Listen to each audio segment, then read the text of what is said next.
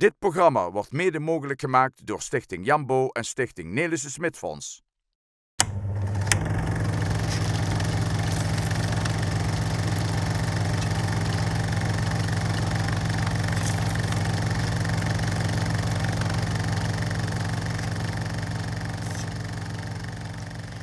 In het kader van de 80-jarige bevrijding van Overloon en Venray in oktober besteden we in Venray van Toen in de komende maanden aandacht aan een serie getuigenverhalen van burgers uit de regio. Zij vertellen over uiteenlopende oorlogsgebeurtenissen, vaak emotioneel, maar ieder op zijn of haar eigen manier. Helaas zijn deze burgers al overleden, maar hun getuigenissen zijn bewaard gebleven. Kijkt u mee naar een indrukwekkend verhaal.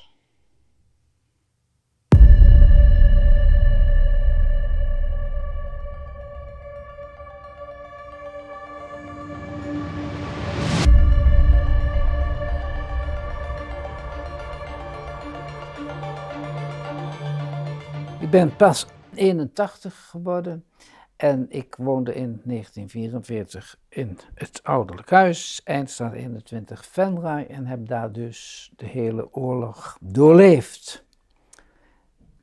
Met wie woonde je daar? Met wat voor gezin? Met ons hele gezin, was toen nog compleet, papa en mama en 9 kinderen, 6 jongens en 3 meisjes en ik was daar de oudste van. Mijn vader was bakker en mijn moeder was dus niet alleen huisvrouw, maar die hielp in de winkel. Dus daar draaide eigenlijk alles omheen. Wanneer kwam dan het keerpunt dat het voor jullie gevaarlijk werd hier? Ja, er was nog een overgangsperiode dat wij 's nachts konden merken dat dus het front dichterbij kwam. En dat was toen Overloon al in de vuurlinie begon te liggen en dat ze vanuit Oplo granaten afschoten. En dan konden wij steeds merken, die tijd die wordt steeds korter. En later kwamen de eerste granaten hier terecht. Toen wilden ze dat front blijkbaar op een of andere manier verplaatsen. En toen trokken die Duitsers zich soms terug, maar ze gingen weer net zo hard weer richting Overloon. En dat op en neer gaan van die tanks en van dat materiaal allemaal, dat hebben we heel lang meegemaakt. Maar op een goed moment toen wisten we het, nou komt het wel zo dichtbij. En toen kwam ook dat bombardement, waardoor we helemaal in de vuurlinie terecht kwamen. Hè. Maar je maakte ook nog eerst mee dat ze de kerktoren van Venray aanvielen. Ja, dat wil zeggen, ze probeerden die zoveel mogelijk te beschadigen. Ik denk dat het de bedoeling was om die bovenste lagen, om die zo ver kapot te krijgen dat er niemand meer in kon van die Duitsers. Maar dat is een poging geweest, want uiteindelijk was die toren te massief en te groot dat ze met een paar granaten die we weg konden krijgen. Dus maar daar zijn wij dus wel door getroffen, door die pogingen. Want die Engelse jager die dus op ons huis een soort raketbom afschoot, die heeft ons huis getroffen en wij lagen dus maar een paar 100 meter van de kerk af. En dat waren granaten die zich door het dak boorden en dan beneden pas ontploften. Dus die sloegen het hele huis uit elkaar. Hè. Maar toen zaten jullie in je eigen kelder? Toen was het zo vlug. We hoorden dat aankomen, worden die duik van dat vliegtuig enzovoort. En dat betekende dus zo gauw mogelijk wegwezen met een dak boven je hoofd. En dan is er geen overweging meer van, is onze kelder wel veilig? Want je wist, het is zo dichtbij. En dat geluid, dat kan ik nooit meer kwijtraken. Hè. Dat was een soort, toen die raket werd afgeschoten vanuit dat vliegtuig, dat was een soort mitrailleur met een dalende curve in het geluid. Hè. Dat staat me altijd nog bij, dat geluid. Hè. Wie zat er allemaal in de kelder toen? Allemaal behalve Leo.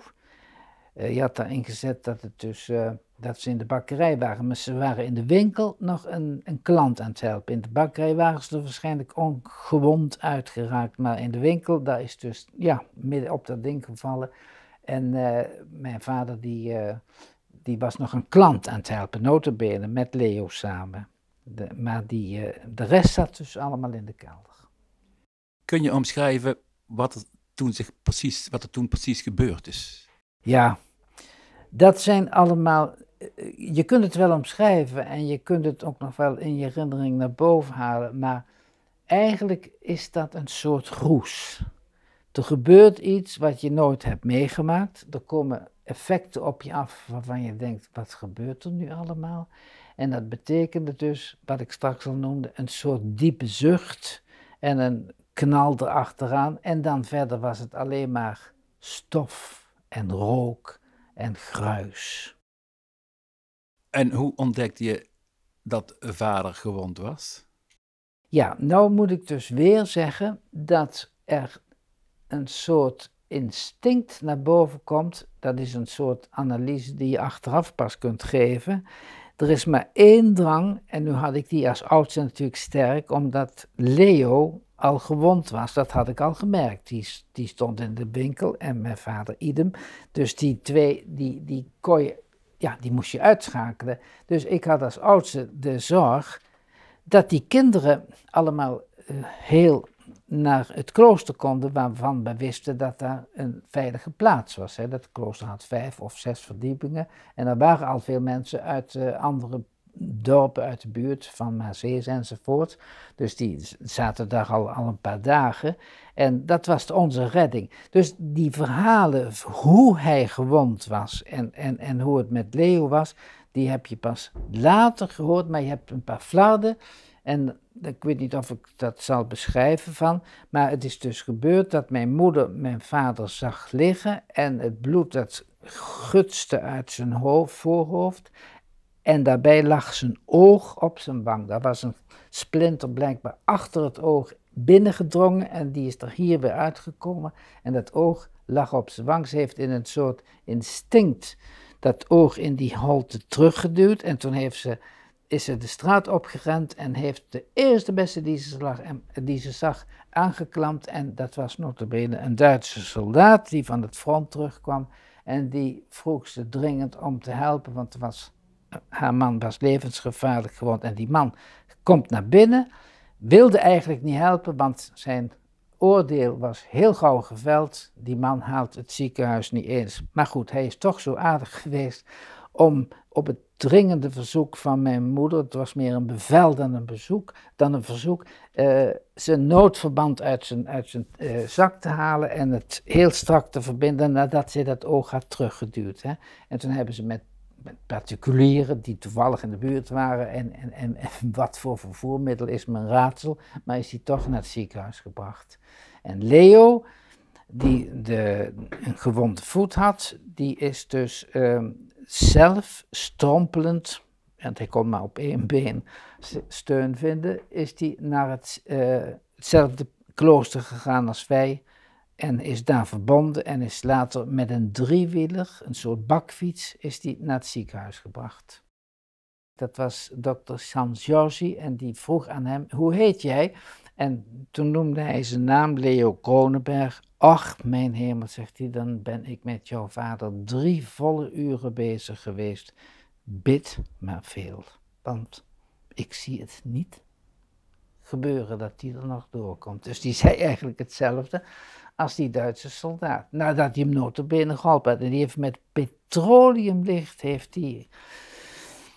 een wonder verricht. Na die inslag, Ja. toen je in de eerste instantie, toen je vader al een beetje geholpen was, was er een panieksituatie toen? Nee, heel vreemd is dat er geen panieksituatie is. Er is verdoving en instincthandeling. Zo moet ik het omschrijven. Dat het gebeurt is letterlijk ook door de klap gekomen, door die geweldige ingreep dat jouw huis, waar je zo vertrouwd in bent, dat het in ene slag een puinhoop is geworden, dat daar 2 mensen zwaar gewond zijn geraakt en dat wij alleen maar 1 doel hadden en dat is redden, je leven redden en gauw naar het klooster rennen. En dat betekent dus dat je niet in paniek bent. Ik zelf weet namelijk niet dat ik die zorg heb gehad om die kleinere kinderen, er was er eentje bij, de jongste, die moest nog 2 worden, daar was die nog niet eens. Dus dat betekent dat je eigenlijk instinctief handelt. Naar welk klooster zijn jullie toen gegaan? Naar Jeruzalem. Dat klooster wat al bekend stond voor de opvang van al die mensen uit de omgeving. Hè. En dat was ook een hoog gebouw. En jullie dachten dat jullie daar veilig waren? Dat heeft inderdaad bijna een dag geduurd dat we daar veilig waren. De opvang van die mensen die er nog waren, die zusters en wat er nog aan personeel was, die was grandioos. Hoe die mensen, waar ze nooit op gerekend hadden, zoveel anderen konden onderbrengen, een plaats geven, nog een keer voor eten hebben gezorgd. Alleen, het heeft maar tot de avond kunnen duren, dat veilige gevoel, want toen is er een geweldig intens bombardement geweest, een granaatbeschieting, en toen zijn de bovenste verdiepingen van dat klooster in brand gevlogen en die knechten van die boerderij, die hebben toen door een geweldig goede instelling van rustig blijven en geen paniek veroorzaken, die hebben toen eigenlijk ervoor gezorgd dat er niet doden zijn gevallen, alleen al door het vluchten. Want die kwamen heel rustig vertellen, mensen, jullie denken dat we hier veilig zijn, maar we moeten toch langzamerhand het klooster maar gaan verlaten. En dan raad ik jullie aan of naar het Jozefklooster te gaan of naar het Servatius, want daar kun je dan onderdak krijgen. Er stond de hele Hofstraat in brand en dat is ook een beeld wat je nooit meer kwijt kunt raken. Kijk, een brand heb je wel eens gezien, maar een hele straat in brand, hè, beide kanten, dat is ongelooflijk. En toen zag je die toren, die nog steeds overeind stond, met hele grote granaatinslagen erin, maar die bleef staan en je dacht, nou, die redt het, die krijgen ze er niet onder. In die korte tijd dat je daar voorbij kwam, komt dat beeld dan in je op. Hè. Maar ik had maar één zorg, dat was mijn jongste broertje, die toevallig in mijn buurt zat en die ik 's morgens ook al had meegenomen om die levend en onbeschadigd naar Servatius te brengen. Op dat moment wist je niet waar je familie was, dus je bent... Nee, omdat we allemaal uit elkaar vlogen. Door die angst van die granaatinslagen was het een kwestie van, wat moeten we? Als je dan het woordje paniek wilt gebruiken, dan is het hier op zijn plaats geweest. Want toen was er geen orde meer en geen rust, want toen wist er maar één doel, wegwezen hier. Want hier moet je niet blijven. Hè? En dan doet zich dat wonderlijke feit voor, dat ik later pas hoorde dat mama met de andere kinderen naar Sint-Jozef was gevlucht. Toen blijkbaar was daar een moment dat het misschien iets stiller was met die granaatinslagen en dat ik me aan de afspraak hield naar Servatius te gaan, want het leek mij daar rustiger ook. Alleen in Servatius ben ik ook niet lang geweest, want daar was één broeder en die ging alle mensen nalopen waar ze vandaan kwamen, waar ze hoorden. En toen die van mij vernam dat ik dus de hele familie achter had gelaten ergens anders, want ik zag ze daar gewoon niet, dus ik kon maar één veronderstelling maken, dat ze namelijk in het Jozefklooster waren. Nou, en toen zei hij, oh wacht eens, ik heb nog een paard en een kar en daar doe ik de gekste dingen mee, daar vervoer ik mensen mee die ergens verenigd willen worden, dan ga jij met mij mee vanmiddag en dan breng ik jou terug naar het Jozefklooster om bij de anderen weer samen te zijn. En dat is ook gebeurd. Toen was het nog niet veilig. Nee. Kijk, het leek wel iets rustiger, want dat was op die zondagmiddag. En of er aan het front dan een klein beetje aan zondagrust wordt gedaan, dat is natuurlijk een raar idee.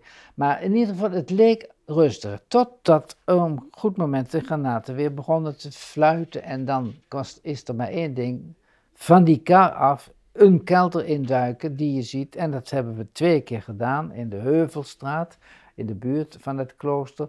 En op het eind, toen werd het toch weer te gek. En toen heeft hij gezegd, jongen, zie maar zo gauw mogelijk daar binnen te komen. Ik kan met die kar toch niet verder hier. Dus, en toen is een wonder gebeurd. Toen heb ik dat kind in mijn armen gehad en later gerealiseerd, want dat plekje, dat kan ik nooit meer kwijtraken. Dat was gefixeerd op die deur, waaronder die kelder was. En toen ben ik over een soort gaas geklommen, waar ik later van dacht, dit kan helemaal niet. Maar het kon toen wel, want de doodsangst is altijd nog sterker dan elke wet van logica op het gebied van wat een mens kan. Alleen, toen kwam dat vreselijke bericht, wat we niet waar we volledig van de logica inzagen dat mijn vader dus inderdaad gehemeld was. Dat werd toen meteen verteld. Ik weet het niet meer precies of het maandagochtend is gebeurd of op de zondag, dat weet ik niet meer. Maar dat was geen schrik in de zin van, ach nee, nou zijn we hem kwijt. Dat was heel gewoon. Het was al voorspeld, zoals die soldaat had gereageerd en zoals die dokter tegen Leo had gezegd, bid maar voor hem. Dat vonden we dus gewoon. En mijn moeder, die heeft toen een houding aangenomen die ik zelf angstig vond, want ze ging namelijk niet in snikken uitbarsten, maar ze zat versteend. Ik heb altijd het beeld van een Boeddha-beeld nog bij me, volledig onbeweeglijk, uitdrukkingsloos, geluidloos, heeft ze dagenlang daar gezeten. En dat vond ik niet goed. Ik dacht, het is toch eigenlijk gewoon, maar we hadden eigenlijk nog nooit nare dingen meegemaakt. Hè?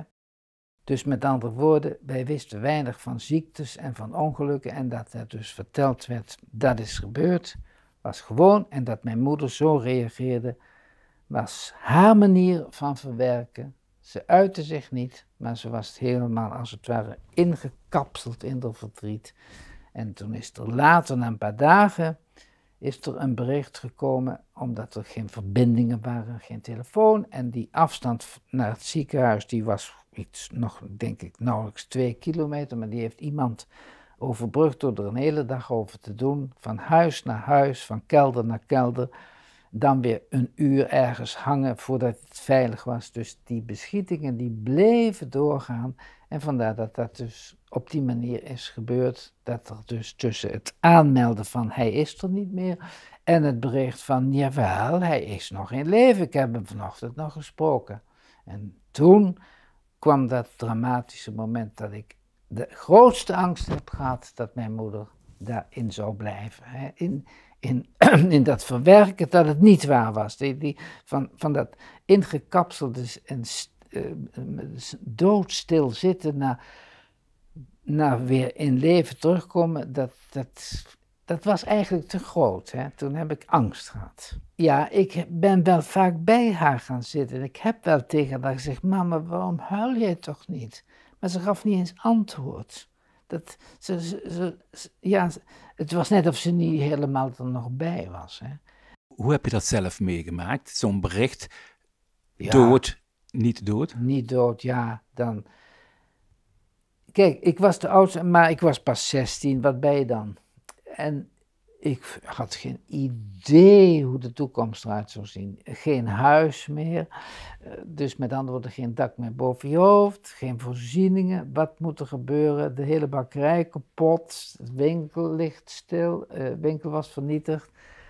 Je wordt waarschijnlijk ergens weggebracht omdat je hier niet kon blijven. Met andere woorden, die dagen, die gingen eigenlijk ook... Ik denk dat ik het woordje roes het meest treffend vind. Je leefde wel, je haalde adem, je had honger en je sliep zelfs nog af en toe een paar uurtjes. Maar om nou te zeggen dat je nog concreet en helder en planmatig kon denken, dat was gewoon afwezig. En de rest van de kinderen, hoe ging dat dan? Ja, daar heb je het weer. Die zaten links en rechts verspreid, sommigen gingen bij elkaar op bezoek enzovoorts, maar een normaal contact was er niet en we spraken wel eens met elkaar, maar het was niet zo dat je een ordening had van hier zit de familie Kronenberg en daar zit die familie, het was allemaal door elkaar, hè. Dus met andere woorden, dat was dan toch wel een beetje chaotisch, hè. Maar paniek was er toen niet meer, alleen is er ene keer nog weer zo'n granaatoffensief geweest waarvan je dacht, komt hier nog ooit een eind aan? Ik meen te herinneren dat het zo'n 3 uur in totaal geduurd heeft. Dat de ene inslag naar de andere kwam en dat je denkt, nou het kan niet lang meer duren of wij gaan er allemaal aan. Hè?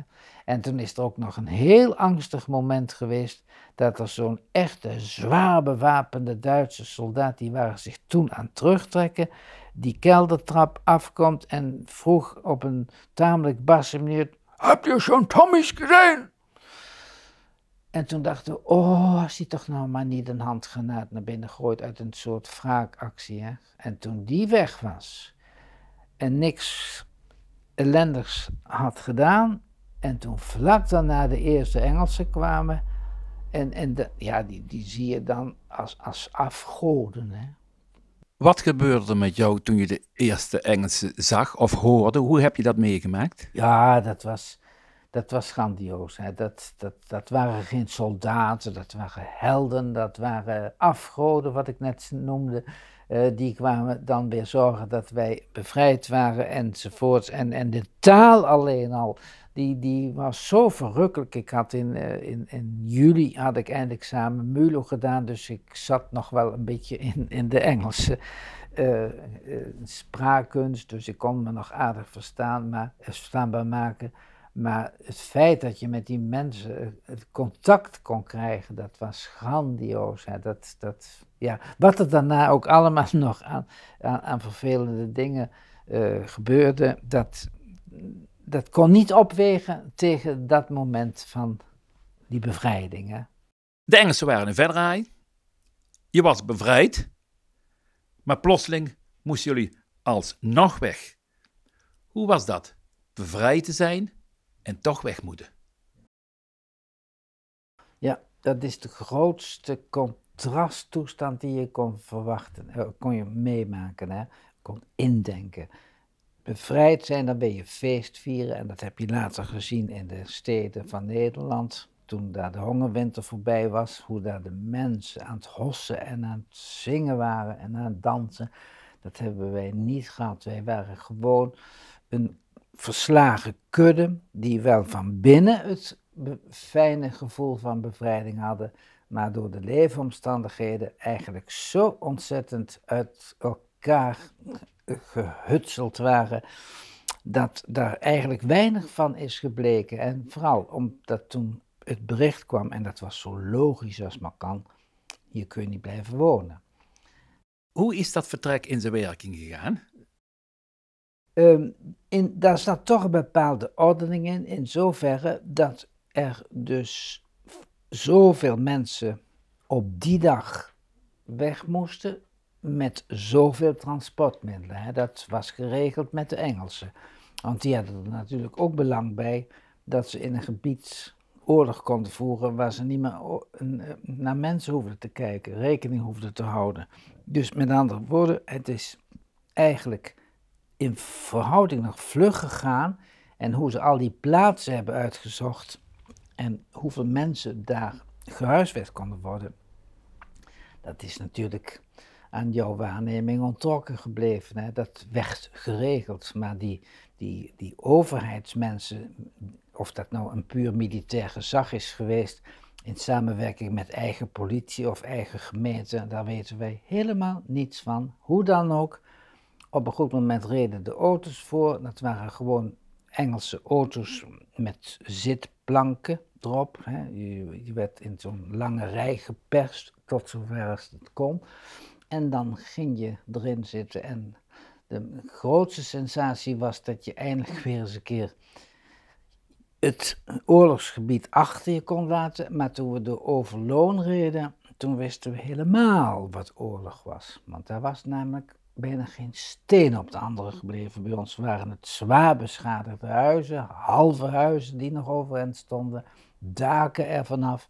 Maar daar was het echt wat je noemt een puinhoop. En toen kwam je in Deurne aan. Hadden jullie ook nog iets bij je? Hadden jullie spullen bij je?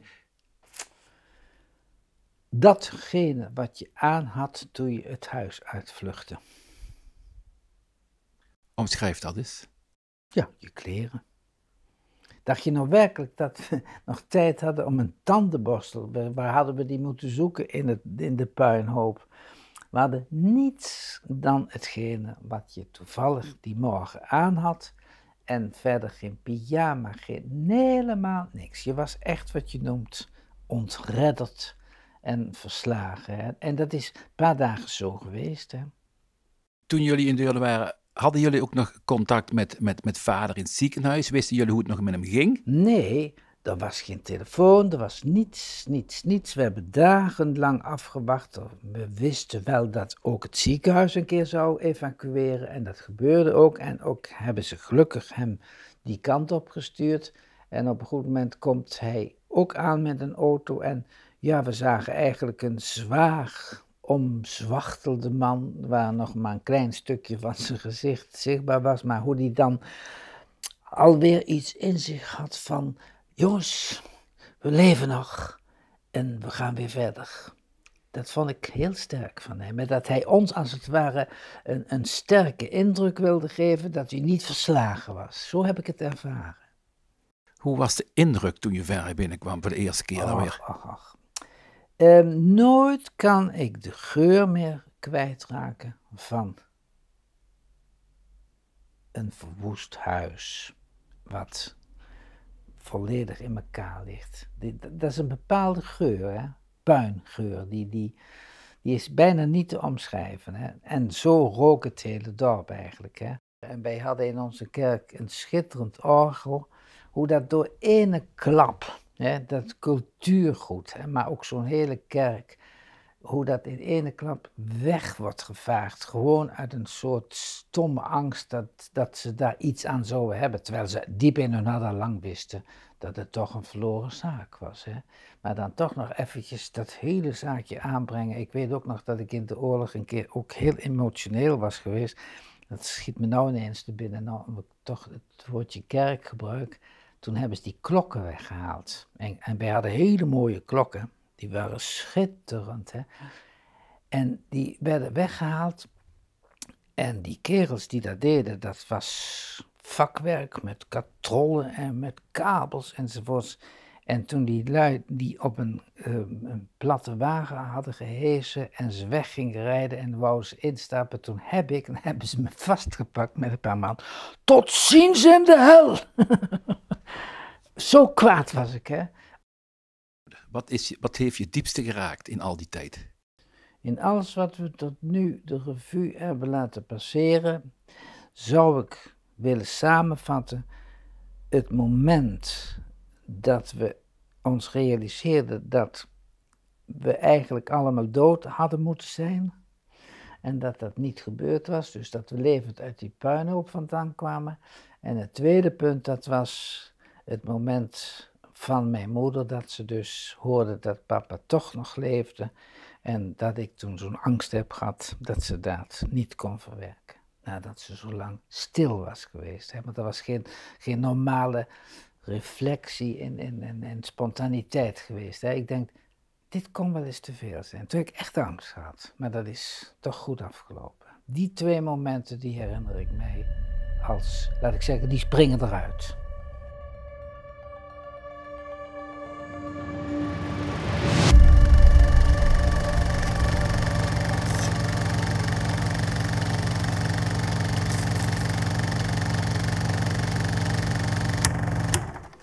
Dit programma wordt mede mogelijk gemaakt door Stichting Jambo en Stichting Nelissen Smit Fonds.